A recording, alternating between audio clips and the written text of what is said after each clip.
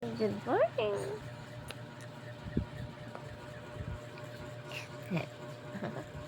Wala na si Daddy. Babalik na siyang Dubai. Tayo na lang uli. Yan na. We miss you, Daddy.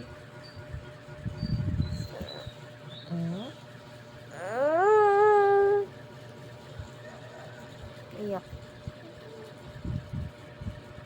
Pagod kami sa biyahe. Pagkadating namin dito, si Yana tulog na eh. Tulog na tulog. Ngayon lang nagising. Na Yana. Sarap ng tulog mo. Sarap ng ng dinuduyan ka sa eroplano. Kaya na. Tara. Ang baby na dako. Sarap ng tulog niya eh. Every sakay namin ng eroplano, hala, sige, tulog siya. Habang naghihintay kami, gabi yung lakad niya, napagod ako sa kanya. Sakit ng balakang ko, tsaka ng braso ko. Ayaw awat. Ikot ng ikot, iyak. Tapos, nagwawala, gustong maglakad. Yana, ha? Napagod ikaw, kakabiyahe na. Delayed flight pa kami. Dapat mga alas 9 na andito na kami sa Aklan eh. Delayed yung flight namin. Kaya ayun, mga madaling araw na kami nakadating dito sa bahay.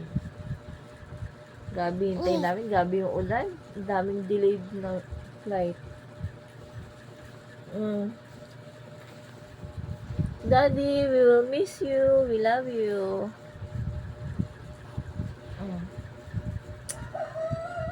Call Daddy. Daddy. Ano yan? Call Daddy. Ha? Hindi na nga nagbihis yan, ha? Hindi ko na ginising. Binihisan ko siya sa airport. Kasi naglaro siya dun sa playground. Hindi ko na na-videoan kasi nga na full na yung ko memory. So, kailangan ko na mag-delete uli. Ay, nako. So, yun lang guys. Thank you for watching. Bye-bye. Say bye-bye. Bye. Bye. Bye. Baby kong gamay. I love you. We love you, Daddy.